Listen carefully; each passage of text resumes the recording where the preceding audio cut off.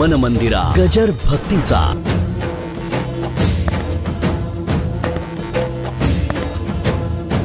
माझ्यातला काम नाही, क्रोध नाही, लोभ नाही, दंभ नाही, मत्सर नाही,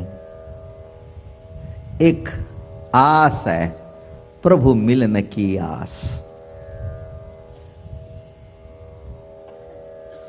ती आस एका जन्माची नाही, जन्म जन्मांतराची आस आहे।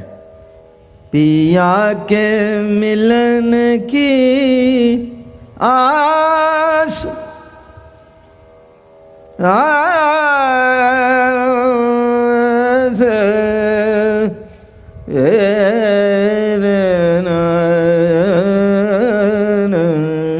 पिया के मिलन की आस।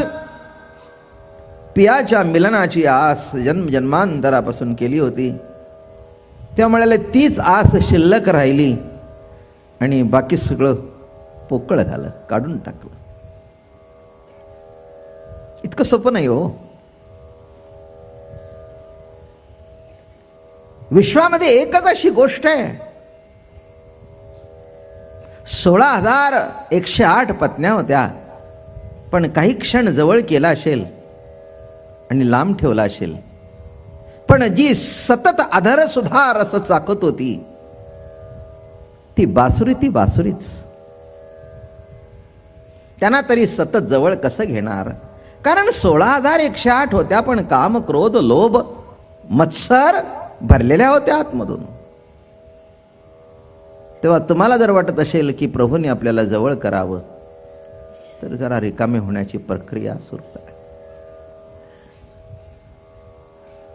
रिकाम होणं नाही का, अहो रिकामाला झाला तर आतमध्ये काहीतरी साठवता येईल। ज्याच्यात मुळात काही साठवलंय त्याच्यात साठवतं काय येणार, म्हणून ज्याच्यात साठवलं जातं त्याला साठ म्हणतात, पण 60 वर्ष झाली तरी कळत नाही।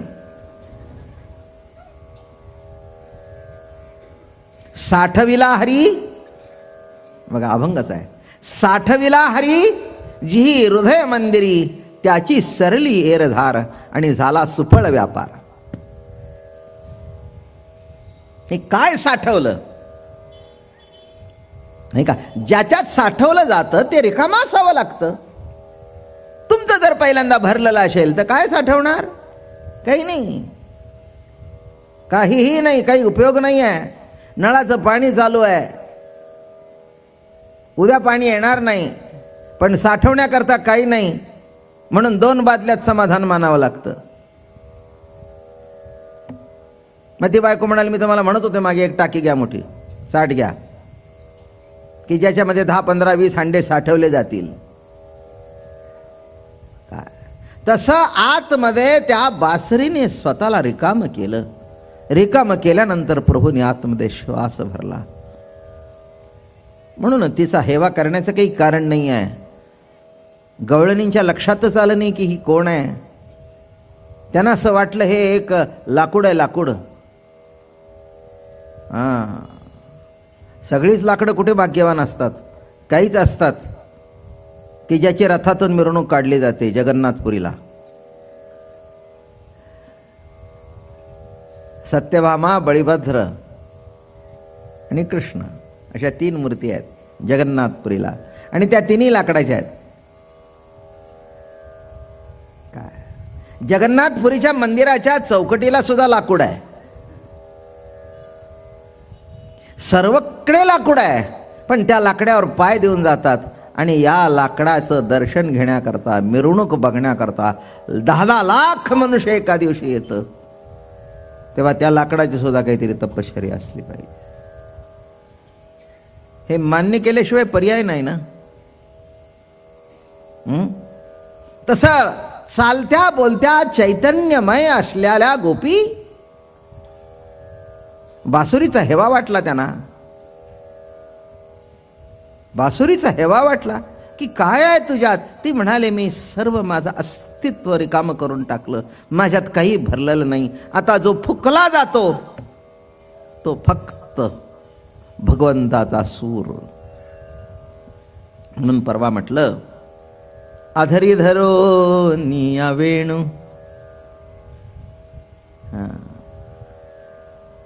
आधारावर धरण्याकरता जो अधीर झालेला आहे. आधरी धरो निया वेणू.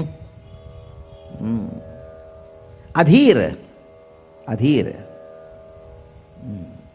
अधरी धरो निया वेणू. वेणू वाजविला कोणी नेणू. जो तुमच्यात कोणीतरी वेणू वाजवतोय तो तुम्हाला तरी भेटला का? लाकडे गेली पुढे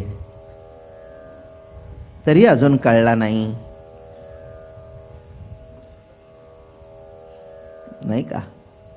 भगवंताच्या जीवनामध्ये प्रत्येकाचं अस्तित्व आगळं वेगळं आहे. बासरीचं आहे तसं त्या मोरपिसाचंही आहे. महेश वगैरेने विचारलं होता, तिथे मला वेळ नव्हता आणि मी काय असतं माझं एकदा सांगितलं थकून जातो मी, मग विषयाने विषय वाढत जातो. पण आज सांगतो.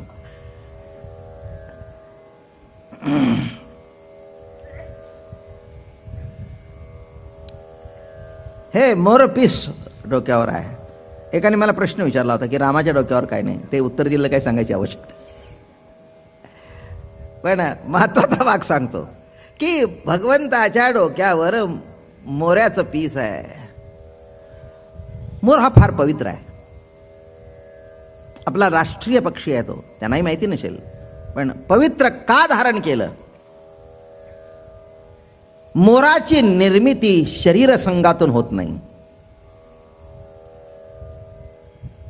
लांडोर आणि मोर ह्यांचा शरीर संबंध होत नाही. नुसतं त्या लांडोरीच्या डोळ्यातून 2 थेंब पडतात आणि ते तो घेतो, ती घेते. मोराच्या पडतात आणि ती घेते आणि तो गर्भ. म्हणून ज्याचं शरीर पवित्र आहे, देह ज्याचा बाटलेला नाही, अशाला तो डोक्यावर धारण करतो. माझं बोलणं कळलं का? शरीरात जे अडकलेले आहेत त्यांना तो डोक्यावर कसा घेईल? नाही का? कधीही स्पर्श नाही. म्हणून ते सौंदर्यशाली आहे मोर तो. नाही का? मोराचा पिसारा, मोराचं सौंदर्य, मोराचा तुरा, किंबहुना त्याच्या इतका सौंदर्यशाली दुसरा पक्षी नाही. कारण का? देह पवित्र आहे. देह काम वासनेत अडकलेला नाही. बाकी स्त्री असू दे, पुरुष असू दे, जनावर असू दे, पाखरू असू दे, एका देहाचा संबंध दुसऱ्या देहाशी घडतो. पण मोराच्या बाबतीत तसं घडलेलं नाही. म्हणून त्याचा देह पवित्र आहे. मग असा पवित्र धारण केलेलाचं piece, it's a feather in my cap. इंग्रजी टर्म शार्थ झाली ना. इंग्रजी टर्म असं वापरतात. एखाद्या माणसाला एखादं काहीतरी विशेष मिळालं की नाही, ते म्हणाले हे तर जास्ती तुमच्याकडे आहेच आहे, पण हे जे मिळालं it's a feather in your cap.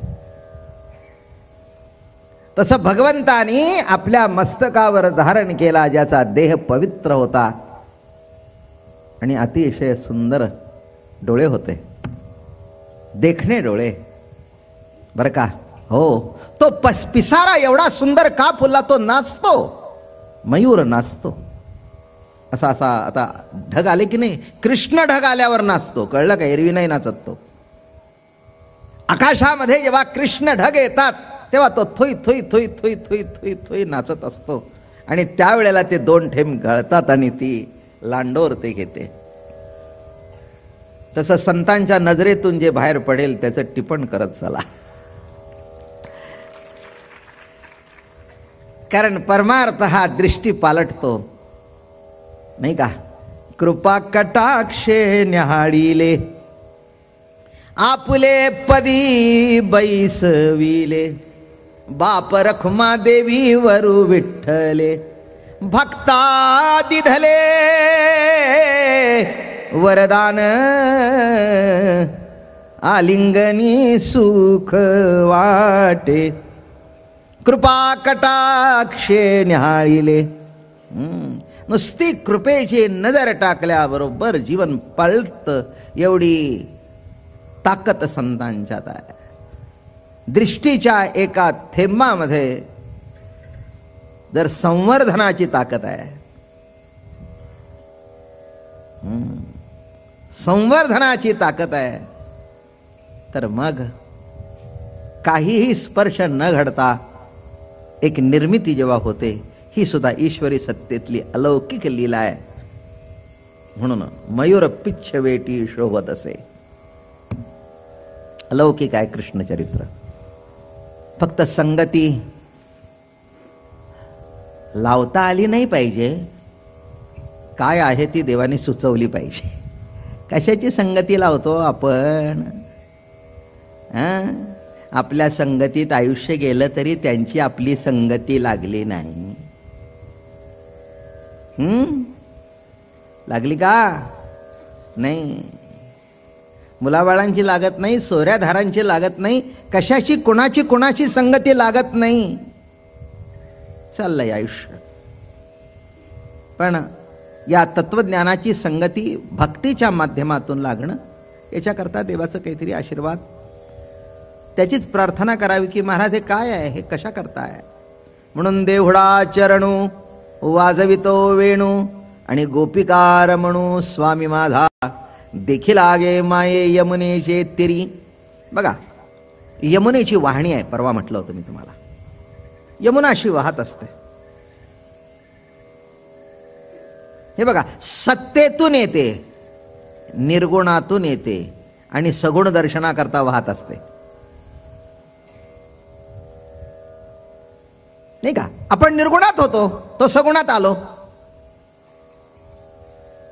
भूक निर्गुणात आहे, सगुणात यावंसं तिला जेव्हा वाटतं तेव्हा बटाट्या वड्याची आठवण होते. काय आज काय केलंय? काय बटाटे वडे आहेत की नाही? माझी नक्की खात्री आहे, आता घरी जातात आता दोघं चौघं खातीलच. आणि पुन्हा काय म्हणतील माहिती आहे का अशोकराव? ज्या अर्थी महाराजांनी उल्लेख केलाय आज प्रवचनात, त्या अर्थी आज आपल्याला खायलाच. म्हणजे निर्गुणातली जी ओढ आहे ती सगुणाकडे धावतेच ना. प्रवाह हा, अरे का, निर्गुणामध्ये जरी असलं तरी सगुणाची अशी वाहणी झाल्याशिवाय बरं वाटत नाही. म्हणून एक लक्षात ठेवा, हा निर्गुणातून वाहत असलेला प्रवाह सगुणाकडे चालूच आहे, चालूच आहे. हे लक्षात ठेवा, हा कधी थांबणार नाही. म्हणून यमुनेच्या काठी आणि भगवान गाईला टेकून उभे होते. हातामध्ये बासरी होती, पायामध्ये चप्पल नव्हती. काही काही नेम गोकुळामध्ये असताना भगवंतांनी पाळले. थोडंसं परवा उल्लेख केला होता. गोकुळात असताना कधी पायात चप्पल घातली नाही, शिवलेले कपडे घातले नाहीत, शिवलेले कपडे घातले नाहीत. नेसायचा पितांबर आणि अंगावर शेला, संपलं. शिवायचा प्रश्न नाही. जे अंगारखे वगैरे घातले ते मथुरेत गेल्यावर. का? कारण गोकुळातली मुलं तशीच राहत होती, उघडी वागडी. एक लंगोटी लावायची, मग त्याला असं वाटायचं की उगीच यांच्या संगतीमध्ये आपण काहीतरी नको ते शिवलेलं घालू नये, नाही का? तुम्ही नको ते शिवता म्हणून नको ती शिवाशिवी तुमच्या अंगाला येते. आता बोलणं कळलं का? नको ती शिवाशिवी तुमच्या अंगाला येते, कारण नसताना. नको त्याला शिवू नका आणि नको ते शिवून देऊ नका. म्हणून भगवंताने शिवलेले कपडे घातले नाहीत, हातामध्ये शस्त्र धरलं नाही. मन मंदिरा गजर भक्तीचा.